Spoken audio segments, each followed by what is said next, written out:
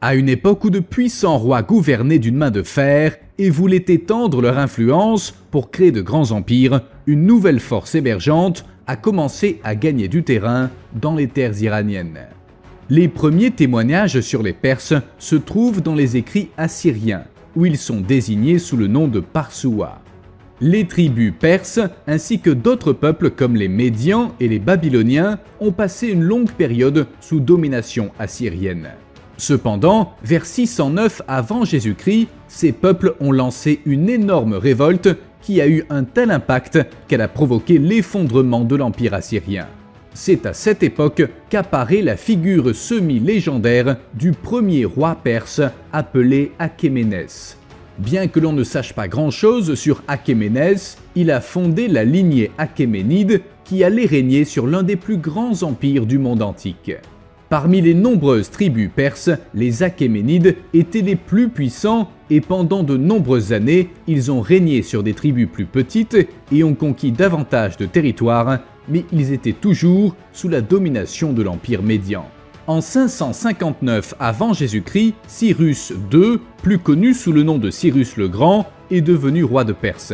Son ascension a cependant été mouvementée, et les précédents racontent une histoire pour le moins surprenante. L'historien grec Hérodote raconte qu'Astyage, le grand-père de Cyrus, régnait sur la Perse. Une nuit, il a fait un rêve dans lequel il a vu que Cyrus deviendrait le souverain de toute l'Asie. Craignant de perdre son autorité, Astyage a ordonné à son majordome d'emmener Cyrus, qui était encore un bébé, dans les montagnes et de l'y tuer. Le majordome n'a pas trouvé la force de mener à bien cette tâche cruelle et a confié le bébé à un berger pour qu'il l'élève.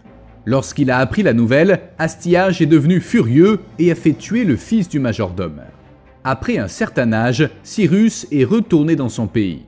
Après avoir révélé son identité et obtenu le soutien de la population, il a détrôné Astyage et présenté ses prétentions au trône, épargnant malgré tout la vie de son grand-père. Cyrus le Grand était un roi expansionniste et sous son règne, les Perses ont conquis la capitale de l'empire méditerranéen et régné sur un territoire incroyablement vaste et riche en ressources naturelles. Mais il y avait encore un obstacle venu de la Méditerranée qui menaçait la souveraineté de Cyrus, les Grecs.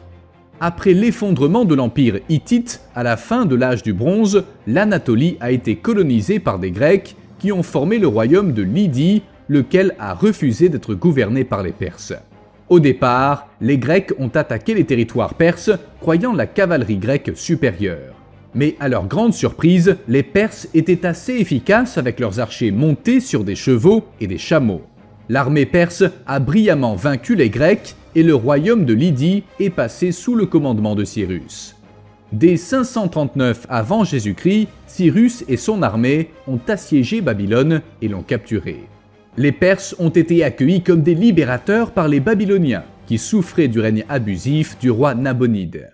Les Perses ont non seulement rétabli l'ordre politique à Babylone, mais ont également libéré les Juifs qui étaient captifs dans la ville, mettant ainsi fin à la célèbre période de captivité babylonienne.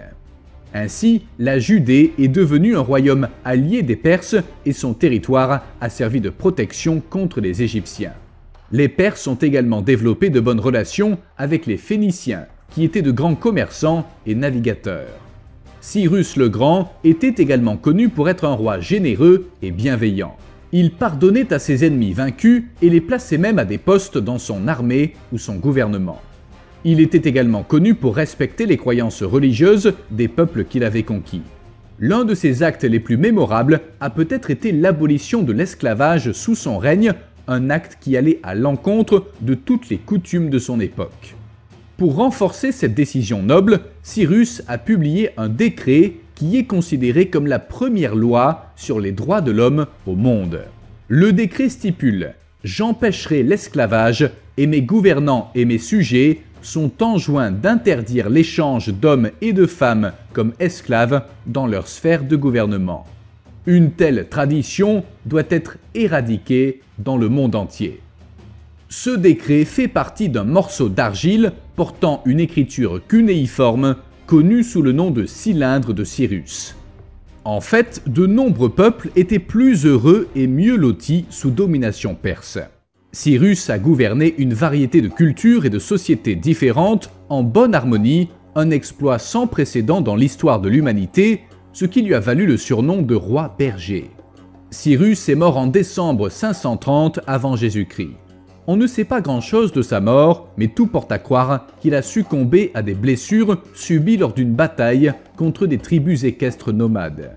Il a été enterré à Pasargade, dans une tombe incroyablement modeste pour un homme qui commandait un empire aussi vaste et riche.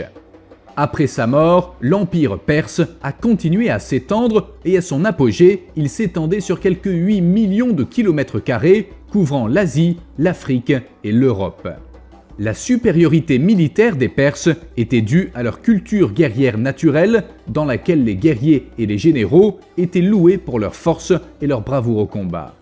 Les Perses étaient connus pour avoir les meilleurs chevaux du monde. Ils élevaient une race appelée Niséans, de grands chevaux agiles au tempérament fougueux et agressif, parfaits pour le champ de bataille. On disait qu'un vrai Perse apprenait 3 choses dès l'enfance: l'équitation, le tir à l'arc et dire la vérité. Le fait de dire des mensonges, d'être malhonnête ou de se livrer à la corruption était puni de mort dans certains cas. Ceux qui observaient la vérité et l'honneur étaient très respectés dans la société. La principale force de l'armée perse résidait dans ses archers, qu'ils soient à cheval ou à pied. Ils faisaient également bon usage des chameaux, car la taille et l'odeur de ces animaux effrayaient les chevaux de l'armée ennemie. Comme l'empire perse s'étendait sur de nombreux pays, l'armée était composée de nombreux peuples de cultures différentes, dont des Perses, des Mèdes, des Phéniciens, des Chaldéens et même des Égyptiens et des Grecs dans les rangs militaires. Les guerriers d'élite étaient les Immortels, une force de 10 000 hommes hautement entraînés qui servaient de garde royale. Les Immortels suivaient le modèle perse et portaient des vêtements colorés, des armures lourdes, des casques, parfois même des masques, une lance avec une pointe en fer et un contrepoids à l'autre extrémité. Ils portaient également des arcs et des flèches. Les Immortels se battaient de manière disciplinée et ne reculaient jamais devant l'ennemi.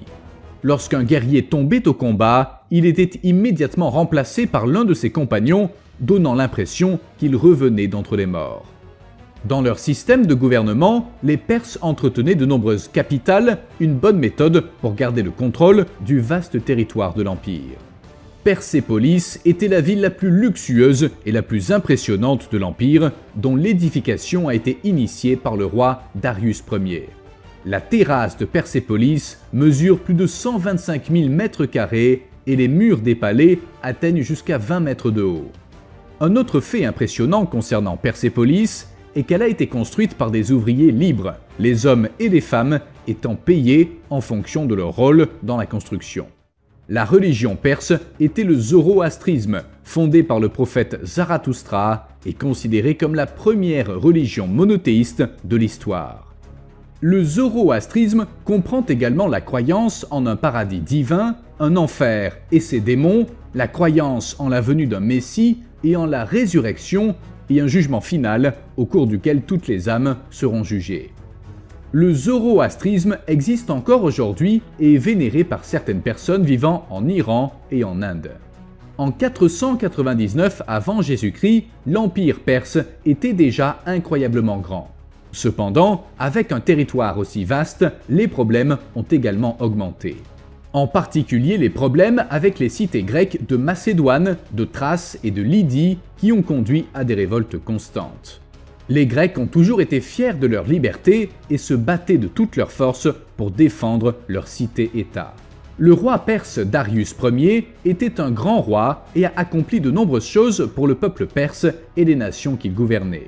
Darius Ier a juré de conquérir toute la Grèce, mais pour ce faire, il devait traverser la mer Noire avec son immense armée.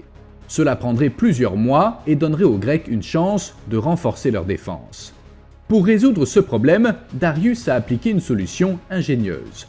Les Perses ont rassemblé de nombreux navires et construit un pont qui reliait l'Anatolie à l'Europe à un endroit appelé le détroit du Bosphore.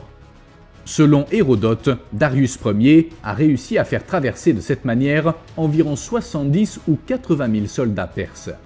Malgré quelques victoires en Macédoine, Darius Ier a rencontré des difficultés contre les Grecs.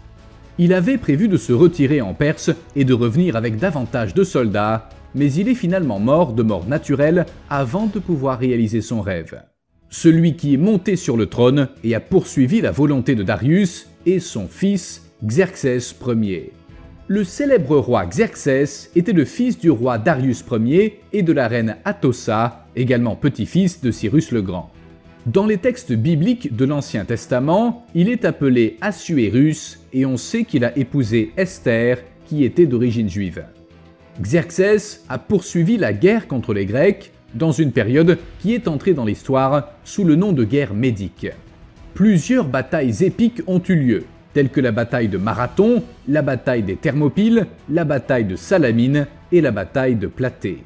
Sous Xerxès, les Perses ont combattu le roi Léonidas et ses 300 Spartiates, soutenus par 6000 autres Grecs venus de différentes villes. Après avoir vaincu les Spartiates à la bataille des Thermopyles, Xerxès et son armée ont réussi à mettre à sac la puissante cité d'Athènes. Enragé par la résistance obstinée des Grecs, Xerxès a ordonné qu'Athènes soit réduite en cendres, même si cela violait la coutume perse de protéger les villes conquises et leurs habitants. Une grande partie d'Athènes a été détruite, y compris les sanctuaires. Le lendemain, après avoir apaisé sa colère, Xerxès s'est repenti et a fait reconstruire Athènes. En réponse à cette attaque, les Grecs ont rassemblé une grande flotte de navires commandée par le général athénien Thémistocle. Les Grecs ont détruit les navires perses et Xerxès a dû se retirer rapidement dans ses territoires pour éviter d'être piégé avec son armée en Grèce. Xerxès est retourné en Perse, psychologiquement dévasté par la perte d'un si grand nombre d'hommes et de la possibilité de conquérir la Grèce. Il est finalement assassiné en 465 avant Jésus-Christ lors d'une conspiration politique ourdie par l'un de ses ministres. Après la mort de Xerxès, les Perses ont renoncé à conquérir la Grèce, ce qui a probablement évité à une grande partie de l'Europe d'être engloutie par l'Empire perse. Après de nombreuses années de batailles et de successions turbulentes, tout n'allait pas bien dans l'Empire.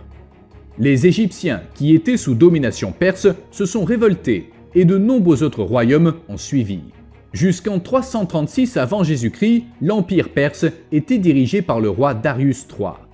Cependant, en 334 avant Jésus-Christ, Alexandre le Grand a quitté la Macédoine et commencé sa campagne, conquérant de nombreux territoires qui appartenaient auparavant aux Perses. Après des années de combat, le roi Darius III a été vaincu par Alexandre à la bataille d'Issos et s'est enfui avec sa famille dans la ville d'Ecbatane. Alexandre s'est rendu en Mésopotamie et a fini par s'emparer de la ville de Persépolis. Même si Alexandre n'était pas favorable à la violence et aux destructions inutiles, la situation est devenue chaotique dans les villes perses prises par les Grecs. Persépolis a été saccagée et brûlée, et la même chose s'est produite à Pasargade. L'histoire raconte qu'Alexandre s'est rendu à Pasargade pour voir la tombe de Cyrus le Grand, un homme qu'il commençait à admirer à cause des histoires qu'on lui racontait. Lorsqu'Alexandre est arrivé, il a été furieux d'apprendre que la tombe de Cyrus avait été profanée et pillée, probablement par les prêtres perses. Il a fait reconstruire la tombe de Cyrus et punir les prêtres. Le souverain d'Ecbatane a ensuite trahi le roi Darius III et l'a fait assassiner, ce qui a marqué la fin du dernier des rois perses de la lignée achéménide.